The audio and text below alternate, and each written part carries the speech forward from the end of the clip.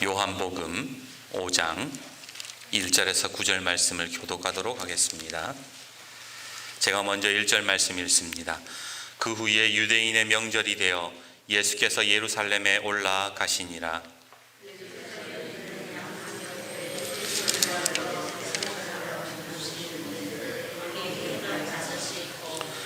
그 안에 많은 병자, 맹인, 다리 저는 사람, 혈기 마른 사람들이 누워 물의 움직임을 기다리니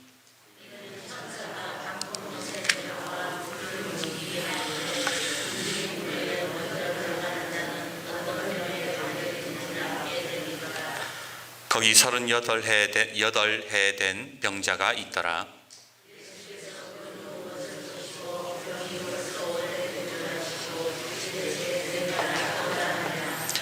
병자가 대답하되 주여 물이 움직일 때에 나를 못에 넣어주는 사람이 없어 내가 가는 동안에 다른 사람이 먼저 내려가나이다.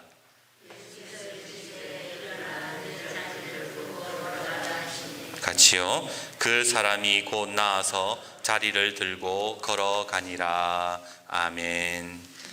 여러분, 돌할매라고 들어보셨어요? 경북 영천에 가면 돌할매 산당이 있는데 거기에는 10kg 정도 되는 동그란 돌이 놓여져 있습니다. 들리는 소문에 의하면 평소에는 그 돌을 들면 번쩍 들린대요. 그런데 절 3번 하고 소원을 빌고 돌을 딱 들었을 때에 소원을 들어줄 때면 아무리 힘을 써도 그 돌이 안 들린다는 거예요. 누구 말에 의하면 진짜 돌이 안 들려져서 소원이 이루어졌대요. 또 누군가는 아무리 소원을 빌어도 돌이 번쩍번쩍 잘만 들려서 욕하면서 그 돌을 땅바닥에 패대기 쳤대요. 뭐 어떻게 된 일인지는 모르겠지만 돌할매는 입소문을 타서 지금도 연간 20만 명이 그곳을 찾는 명소가 되었다고 하지요. 그런데 이스라엘에도 이런 입소문 탔던 곳이 있었습니다. 바로 베데스다라는 곳이었지요. 본문 4절은 오늘 이렇게 증언합니다. 우리 4절 말씀 같이 한번 읽어봅시다. 시작. 이는 천사가 가끔 못에 내려와 물을 움직이게 하는데 움직인 후에 먼저 들어가는 자는 어떤 병에 걸렸든지 낫게 되밀어라. 무슨 이유로 천사가 이 베데스다 연못에 내려오는지는 모르겠지만 천사가 물의 파동을 탁 하고 일으켰을 때에 1등으로 들어간 사람, 그 사람은 어떤 병이든 낫는다라는 그런 전설이 있다라는 거예요. 사실 이 소문은 사람들에게 굉장히 신빙성 있게 들릴 수밖에 없었습니다. 왜냐하면 다른 데도 아니고 지금 베데스다가 어디에 있어요? 예루살렘 성전에 있어요. 하나님이 계신 성전에서 그런 기적이 일어난다 그러니까 얼마나 신빙성이 있겠습니까? 당연히 성전에 누가 계세요? 하나님 계시잖아요. 하나님 계시면 천사들이 수종든다고 왔다 갔다 하잖아요. 그러면 거기에 얼마든지 기적이 일어날 수도 있다라는 거예요. 여러분들은 어떻게 생각하십니까? 베데스다에 정말 기적이 일어났을까요? 성경학자들에 의하면 그것은 미신이래요. 헛소문이었대요. 왜냐하면 베데스다 자체가 하나님의 성품과는 아무런 관련이 없었기 때문에 그렇습니다. 여러분, 베데스다라는 이름의 뜻이 뭐예요? 자비의 집이라는 뜻이에요. 은혜의 집이라는 뜻이에요. 다시 말해서 자비가 충만하다는 거예요. 은혜가 충만하다는 거예요. 그런데 그곳에 자비가 있느냐, 은혜가 넘치느냐 아니라는 겁니다. 베데스다는 늘 아비규환이었습니다. 1등만 살아남는데 그 속에 양보가 어디에 있어? 양보가 누가 양보합니까? 그 속에 어떤 자비가 있습니까? 죽을 똥 살 똥 남 밟고 올라서는 자리에서 무슨 은혜가 넘치겠냐 말입니다. 그러니까 거기에는 하나님의 역사가 없다라고 본 겁니다. 그런데 말씀을 묵상하면서 이거는 여기까지는 우리가 다 아는 내용이잖아요. 근데 제가 이런 궁금증이 들었어요. 의문이 들었어요. 그러면 도대체 예수님은 이 베데스다, 하나님의 성품과는 거리가 먼 이 베데스다에 오셔가지고는 이 광경을 그냥 왜 가만히 지켜보고만 계셨냐라는 겁니다. 베데스다 가짜잖아요. 하나님의 은혜를 가장한 지옥입니다. 훗날 예수님께서 왜 성전에서 장사하는 사람들 어떻게 하셨어요? 다 나가라! 그러면서 쫓아보내셨어요. 하나님의 집은 기도하는 집인데 너희들이 지금 이곳에서 뭘 하고 있느냐? 하나님의 성전 더럽히지 마라 그러면서 다 쫓아보냈어요. 그러면 베데스다에 지금 예루살렘 성전의 그 베데스다 연못에 미신으로 가득 차고 하나님의 성전이 미신으로 지금 더럽혀져 있는데 예수님께서 그걸 가만히 놔두시면 안 되는 거잖아요. 하나님은 그런 분이 아니다 그러시면서 다 나가라 쫓아보내셨어야지요. 생각해 보세요. 그곳에요 병자들만 있었던 게 아니에요. 자리 맡아주는 사람도 있었을 거고요. 병자들 데리고, 왜 우리 병원에도 가면 매점 있는 것처럼 병원에 그 베데스다 연못에 음식 배달하는 사람, 자리 맡아주는 사람, 별의별 인간 장사하는 사람들 다 있었다는 거예요. 그런데 왜 예수님은 그거를 가만히 보고 그냥 내버려 두셨냐라는 겁니다. 왜 그러셨을까요? 제가 어렸을 때에 이런 소문을 들었습니다. 어디 집회를 갔는데 짧은 다리가 길어졌대. 키가 컸다는 게 아니라 이 짝짝이 다리 하나가 길어졌다는 거예요. 어디 기도원에 가서 안수 받았는데 암병이 나았대. 어린 저에게 있어서 그것은 굉장히 충격적인 소식이었습니다. 그런데 어른이 되고 나서 신학교에 들어가면서 또 이런 생각이 들었어요. 왜 누구는 낫고 누구는 낫지 않는 걸까? 왜 똑같이 기도원 갔는데 왜 누구는 낫고 왜 누구는 안 낫는 거예요? 왜 똑같이 안수 받았는데 왜 누구는 괜찮아지고 삶이 나아지는데 왜 누구는 삶이 그대로냐 말입니다. 그러면 누군가는 이렇게 대답하시겠지요. 믿음이 부족해서 그래. 정말 그럴까요? 여러분, 그것은 무당들이 자주 쓰는 말이에요. 굿하고 효과 없으면 뭐라 그래요? 부정 타서 그래, 정성이 부족해서 그래, 믿음이 부족해서 그래. 그 무당이 하는 얘기잖아요.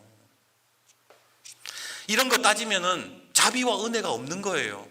믿음이 부족해서 네가 병이 안 나았다. 자비의 하나님과 상관이 없어지는 거예요. 자비는 뭐를 따져가지고 주고 안 주고 그거는 자비가 아니라는 거예요. 그렇지 않습니까? 그 사람의 상태를 보고 그 사람의 뭐를 보고 너는 여기에 이 카트라인에 올라설 수 있으니까 되고 누구는 안 되고 떨어뜨리고, 그거는 하나님의 은혜가 아니더라는 거예요. 성경에 보면요, 믿음이 요만큼도 없는데 병 고침 받은 사람들 많아요. 마가복음 2장에 나오는 중풍병자 보세요. 그 사람은 한마디도 안 했어요. 예수님에게 예수님 고쳐주세요, 내가 예수님을 믿습니다, 다윗의 자손 예수여 나를 불쌍히 여기소서, 이런 말 한 적이 없어요. 그냥 가만 누워 있었을 뿐이고, 예수님은 그 사람의 믿음이 아니라 친구들의 믿음을 보시고 그 사람을 고쳐주셨어요. 열왕기하 5장에 나오는 나아만 장군, 그 사람 믿음 있었습니까? 그냥 집으로 돌아가겠다 그랬어요. 화가 나가지고. 근데 억지로 순종하다가 그냥 나은 사람이에요. 마가복음 7장에 나오는 수로보니게의 여인은요, 이방인 출신이라서 예수님이 누군지도 몰랐어요. 그런데 성경에 뭐라 그럽니까? 그 여인은 말을 잘해가지고 그 딸이 귀신 들림에서 나았다. 오늘 본문에 나오는 38년 된 병자, 이 사람도 믿음이 있었을까요? 그가 하는 말을 한번 들어보십시오. 7절 말씀 같이 한번 읽어봅시다. 7절입니다. 같이 읽읍시다. 시작. 병자가 대답하여 대되 주여, 물이 움직일 때에 나를 못에 넣어주는 사람이 없어 내가 가는 동안에 다른 사람이 먼저 내려가나이다. 예수님이 야, 너 낫고 싶니? 그러면 뭐라고 대답해야 돼요? 예, 주님, 저 치유되고 싶습니다. 회복되고 싶습니다. 그렇게 얘기해야 되는데 뭐라 그래요? 나를 베데스다에 넣어주는 사람이 없어가지고. 이 말은 다르게 얘기하면 예수님 나를 도와주실 거면 베데스다에 좀 밀어 넣어달라는 거예요. 근데 이런 사람을, 이런 믿음이 단 일도 없는 사람을 지금 예수님이 뭐 하셨다는 거예요? 고쳐주셨다라는 거예요. 여기에서 저는 또 하나 탁 걸리는 거예요. 베데스다, 그 미신 우글우글거리는 그곳에서 예수님이 가만히 놔둔 것도 참 지금 이해가 안 돼 죽겠는데, 지금 이 베데스다의 병자들이 얼마나 많아요. 그렇지 않아요? 적어도 이 많은 이 베데스다의 병자들 중에 38년 된 병자가 조금이라도 믿음이 있어가지고, 그래, 이런 믿음이 귀해서 내가 고쳐준다 이랬으면 괜찮은데, 이 인간이 믿음이 단 1도 없어. 그런데 도대체 예수님은 무슨 기준으로 이 38년 된 병자에게 와가지고는 엉뚱소리를 하는데 고쳐주셨냐라는 겁니다. 왜 그 사람일지요? 왜 그 사람만 낫게 해주시죠? 왜 기도원에 갔는데 누구는 낫고 누구는 안 나아요? 왜 누구의 기도는 들어주고 누구의 기도는 안 들어줘요? 그거야 예수님 마음이지. 그렇게 말하면 그것도 자비가 없는 거예요. 은혜가 없는 거예요. 뭐 예수님이 복불복으로 누구는 고쳐주고 안 고쳐주고 그게 무슨 자비입니까? 그건 은혜가 아니더라는 거예요. 대체 왜 예수님은 베데스다를 그냥 가만히 놔두시고 왜 38년 된 병자만 치유해 주셨던 걸까요? 많은 여행객들이 찾아가는 그 섬 중에 괌이라는 섬이 있어요.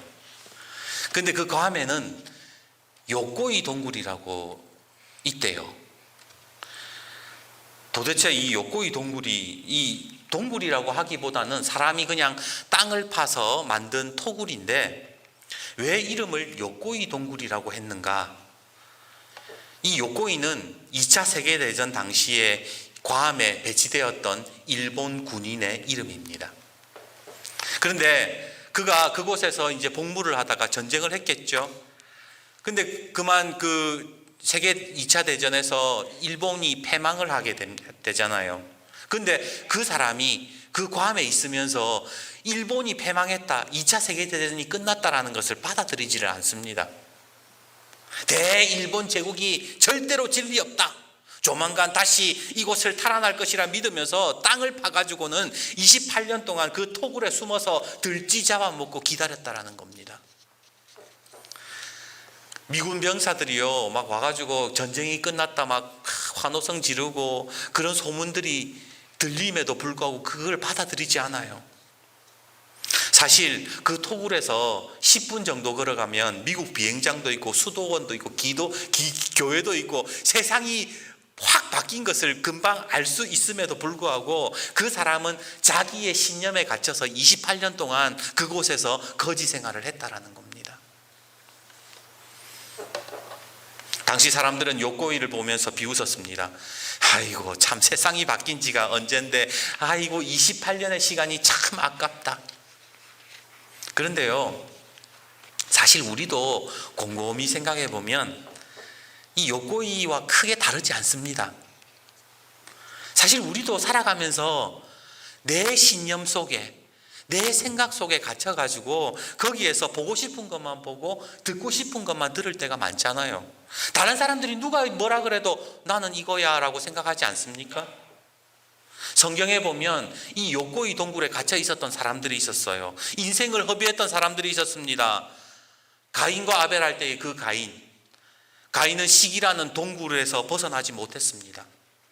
그냥 그 평생을 아벨만 미워하고 아벨만 시기하다가 인류 최초의 살인자가 되고 말았지요. 야곱을 보세요. 그는 평생을 경쟁의 동굴에서 벗어나지 못했던 사람입니다. 늘 형을 이기고 싶은 욕심에 거짓말했고 그 대가로 평생을 떠돌아다녀야 했지요. 이스라엘 초대왕이었던 사울은 미움이라는, 질투라는 그 동굴에서 벗어나지 못해서 평생을 다윗 쫓아다니다가 비참한 최후를 맞이하지 않습니까? 예수님 당시 바리새인과 서기관들도 율법이라는 그 동굴에서 벗어나지 못했습니다. 수많은 선지자들이 예수님을 가르치었고 하나님의 말씀인 성경이 예수님이 곧 메시아다 그렇게 증언하지만 그들은 여전히 율법이라는 동굴에서 메시아를 여전히 기다리고 있었다라는 거예요. 성경 어디를 봐도요 하나님께서 침묵하셨던 적이 없습니다. 하나님은 계속해서 선지자들 보내시고 직접적으로 말씀하시고 그렇게 하셨지만 사람들은 어떻습니까? 모두 자기가 파놓은 동굴, 자기가 파놓은 토굴 속에서 자기가 보고 싶은 것만 보고 자기가 듣고 싶은 것만 듣고 살았다라는 겁니다. 그런데 오늘 여러분 베데스다의 광경을 한번 생각해 보세요. 가만히 생각해 보세요. 지금 여기 베데스다가 있어요. 그리고 수많은 병자들이 있어요. 예수님이 이제 양의 문을 통과하셔가지고 베데스다를 지나가고 계십니다. 근데요, 지금 그 사람들의 그 환자들, 병자들의 눈을 한번 쳐다보십시오. 지금 눈이 어디에 있습니까? 전부 다 베데스다에 몰려 있는 거예요. 왜? 제일 먼저 들어가야 되니까, 놓치면 안 되니까. 예수님이 불러도 돌아볼 겨를이 없는 거예요.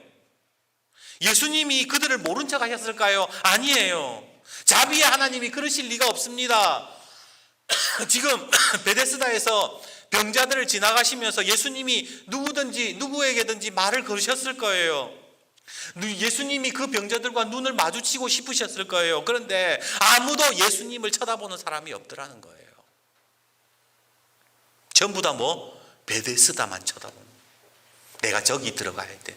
거기에 갇혀 있어가지고 미신이라는 우상, 동굴, 경쟁이라는 그 동굴 속에 갇혀가지고 예수님이 보이지 않는 겁니다. 예수님이 그 사람들을 치유 안 해주셨다고요? 아니요. 요코이 동굴의 사람에게 전쟁이 끝났다, 세상이 바뀌었다 해도 귀 막고 눈 가렸듯이 그들도 하나같이 그 미신의 동굴에서, 경쟁의 동굴에서 예수님이 말을 걸어도 그 옆을 지나가셔도 보지도 듣지도 않더라는 겁니다. 그러면 아까 첫 번째 의문에 대한 답이 나오죠. 예수님이 왜 베데스다를 가만히 놔두셨을까? 왜 미신을 믿는 사람들을 가만히 놔두셨을까? 예수님의 말을 들을 리가 만무하기 때문에 그런 거예요. 설사 베데스다에서 그들을 쫓아낸다 하더라도 그들은 또다시 베데스다를 만들어낼 것입니다. 그렇다면 예수님께서 이 38년 된 병자만 왜 치유하셨을까? 이유는 딱 한 가지예요. 뭔가 이 사람만 유일하게 예수님께 반응했다라는 거예요. 특별해서가 아니에요. 믿음이 좀 좋아서가 아니에요. 딱 하나, 예수님이 그냥 네가 낫고자 하느냐라고 물었는데 엉뚱한 대답을 했다 하더라도 예수님의 그 질문에 눈을 맞추고 반응했다라는 겁니다. 이게 자비죠. 이게 하나님의 은혜인 겁니다. 오늘 하나님의 자비와 은혜가 우리에게 어떻게 내려오느냐? 내가 뭔가 믿음을 가지고 있고 내가 뭔가 좀 특별하게 기도할 줄 알면 하나님이 은혜 주시는 거 아니에요.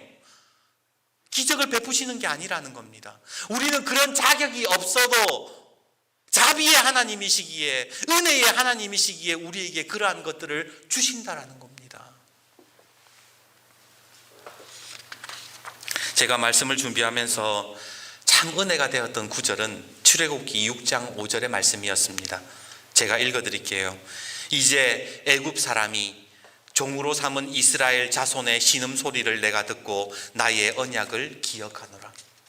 하나님이요, 뭘 기억한다 그랬어요? 신음소리를 듣고 내가 예전에 이스라엘에게 약속했던 그 약속을 기억한다 하셨어요. 믿음이 없어도 우리가 어떻게 기도할지 몰라도 그냥 힘들어서 한번 했을 뿐인데 하나님께서 응답하시더라는 거예요. 그게 하나님의 자비고 하나님의 은혜인 겁니다. 작은 신음에도 응답하시는 하나님이, 나를 위해서 목숨을 내주신 예수님께서 그 38년 된 병자의 신음소리, 그 반응을 모른 채 하실 리가 있겠습니까? 그래서 그 사람은 치유가 됐던 거예요.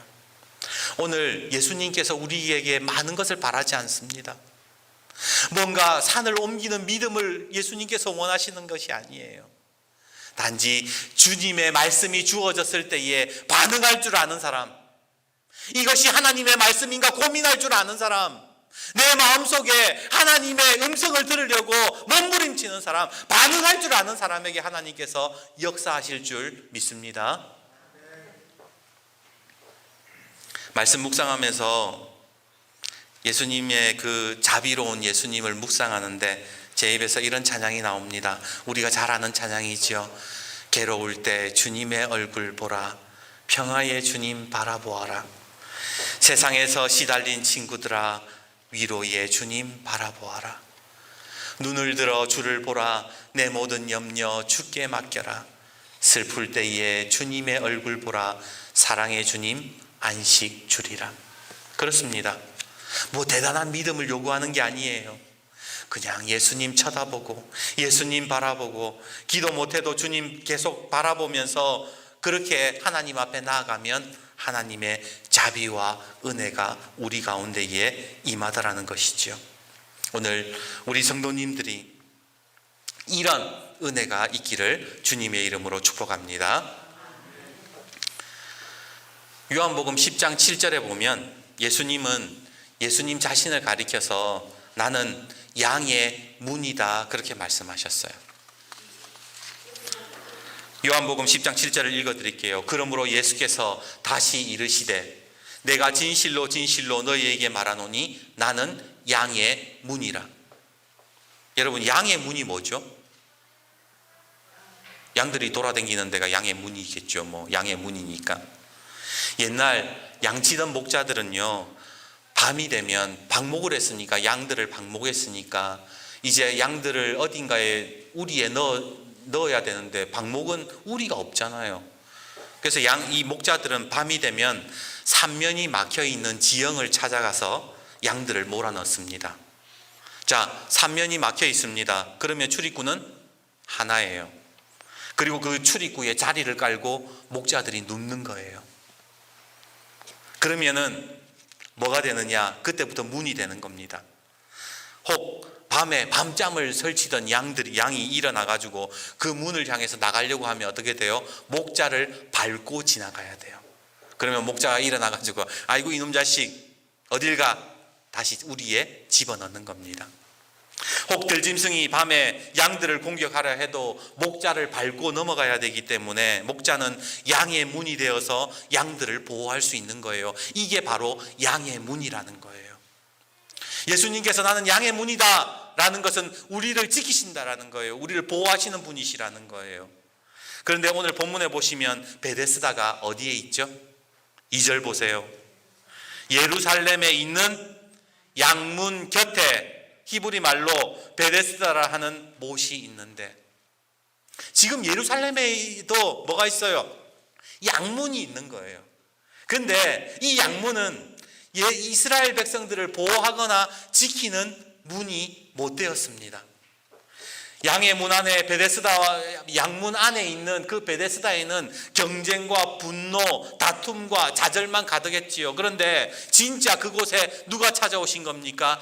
양의 문이 되신 예수님께서 오신 거예요. 그리고는 이렇게 말씀하시는 겁니다. 우리 8절 말씀 같이 한번 읽어봅시다. 8절입니다. 시작. 예수께서 이르시되 일어나 네 자리를 들고 걸어가라. 예수님께서 일어나서 뭐해라? 내 자리를 들고 일어나 걸어가라. 분명 예수님은 야, 너 네 병 나았어, 이제 그냥 일어나서 걸어가, 그렇게 말씀하실 수 있는데, 저는 여기에서 왜 예수님께서 굳이 자리를 들고 걸어가라 라고 하셨을까? 왜 예수님은 자리를 들고 가라고 하셨는가? 그 이유는 지옥 같은 이 베데스다를 벗어나라고 말씀하셨던 거예요. 여러분이 만약 38년 된 병자라고 한번 생각해 봅시다. 우리가 평생을 그곳에서 살았어요. 내가 지금 살아온 환경이 베데스다 그 연못이에요. 그곳에서 오랫동안 병을 알아오면서 배운 것도 없고 기술도 없어요. 근데 몸은 건강해졌어요. 근데 먹고는 살아야 돼요. 그러면 뭘 할 수 있을 것 같아요? 바로 베데스다의 일을 하는 거예요. 거의 평생을 그곳에 살았는데 베데스다 상황을 얼마나 잘 알겠습니까? 어떤 인간이 힘세고 어떤 인간이 권력이 있고 어떤 사람에게 도움을 청해야 가능하는지 그런 거 빠삭하게 아는 거예요. 이제 몸도 건강해졌겠다. 이제 베데스다 연못에 내가 이제 몸도 건강해졌으니 병자들을 연못에 밀어주는 푸시맨을 한번 해볼까? 전국에서 몰려드는 병자들, 그 사람들 자리 맡아주는 일을 할 수도 있습니다. 음식 배달도 할 수 있을 거예요. 사람들은 익숙한 거 좋아하잖아요. 38년 된 병자도 그곳을 떠나는 것이 가장 어려운 일인지도 몰랐을 겁니다. 근데 예수님이 그 사람에게 뭐라고 얘기하느냐? 지금 네가 있던 그 자리를 들고 걸어가라는 거예요. 이제 그 자리에 있을 생각하지 말라는 겁니다. 가짜 양의 문, 그 속에 더 이상 머물지 말고 진짜 양의 문을 통해서 너는 구원받고 하나님 나라에 들어가라는 겁니다. 그렇습니다. 오늘 우리가 예수님께 은혜를 받았으면, 예수님을 만났으면 제일 먼저 바뀌어야 될 게 뭔지 아세요? 바로 자리라는 거예요. 생명이 없던 자리에서 생명이 있는 자리로 옮겨가는 것. 분노의 자리에서, 다툼의 자리에서 자비와 은혜의 자리로 옮겨가는 것. 그것이 오늘 예수님께서 우리에게 말씀하시는 바입니다. 병고침으로 끝나는 것이 아닙니다. 병고침 그 이후의 삶이 어떤 자리 속에 있느냐, 어떤 삶으로 나가느냐, 그것이 더 중요하다라는 거예요. 그러면 여러분 한번 생각해 보세요. 우리는 다 예수님을 믿는 사람들입니다. 예수님을 만난 사람들이에요. 영이 치유되었고 예수님의 은혜와 사랑을 받은 사람들입니다. 그런데 여전히 우리의 자리가 베데스다에 있으면 안 된다라는 겁니다. 여전히 미워하고 여전히 그 동굴에 갇혀가지고 서로 시기하고 질투하고 다투고 싸우고 좌절하고 절망하고 그러지 말라는 거예요. 그 자리에서 이제 예수님, 양의 문이신 예수님을 통해서 뭐예요? 자리에서 벗어나라는 겁니다. 오늘 그런 은혜가 있기를 주님의 이름으로 축복합니다. 이제 말씀을 맺겠습니다. 이용규 선교사님이 아주 유명한 우리나라의 그 선교사님이신데, 떠남이라는 그 책에서 이런 이야기를 합니다. 이 선교사님이 몽골 사역을 하시는 분이거든요. 몽골 사역을 끝내고 잠시 이 미국의 가족들과 함께 미국 애틀란타에 머물러 있었습니다. 근데 이분이 굉장히 유명하다 보니까 미국에서도 이 집회 초청을 받아가지고 또 열흘 동안 인도네시아도 가고 한국에도 가고, 이게 막 그러니까 돌아다니는 데가 너무 많은 거예요. 몽골, 한국, 인도네시아, 미국 뭐 하여튼 부르는 데 다 가는 거예요. 마지막 날에 인도네시아에서 집회를 마치고 집으로 돌아가는데 문득 이런 생각이 들더래요. 내가 지금 어디로 가야 되지? 내 집이 어디지? 그런 생각이 순간 들더라는 겁니다. 왜냐하면 너무 많이 돌아다니다 보니까 진짜 내 집이 어딘지가 궁금했던 거예요. 몽골에서도 한 10년 살고 뭐 미국에서도 몇 년 살고 도대체 내 고향, 내 집이 어딘가? 그러니까 이 생각이 드니까 정말 내 집이 어디라고 말할 데가 없더라는 겁니다. 근데 비행기에서 이런 깨달음이 오더래요. 진짜 내 집은 장소가 아니라 내 아내와 가족이 기다리는 곳, 그곳이 진짜 내 집이구나. 우리 찬송가 있지요. 내 주 예수 모신 곳이 그 어디나 하늘나라. 우리는 베데스다에 머물러 있어야 될 사람들이 아닙니다. 예수님을 만났다면 이제 진짜 집을 향해 찾아가야 되는 거예요. 어디? 예수님이 계신 곳, 예수님이 거하시는 곳, 그곳을 찾아서 이제 우리가 자리를 들고 일어나야 되는 겁니다. 이제 믿음이 부족해도, 믿음이 연약해도, 기도가 부족해도 괜찮습니다. 그저 주님만 바라보면서 가짜 양의 문이 아닌 진짜 양의 문이신 예수님께로 나아가기만 하십시오. 예수님이 인도하시고 한없는 자비와 은혜를 베풀어 주실 것입니다. 이제 요코이 동굴의 그 자리에서 일어나서 주님께로 나아가시는 은혜가 저와 여러분에게 있기를 주님의 이름으로 축복합니다. 기도하겠습니다.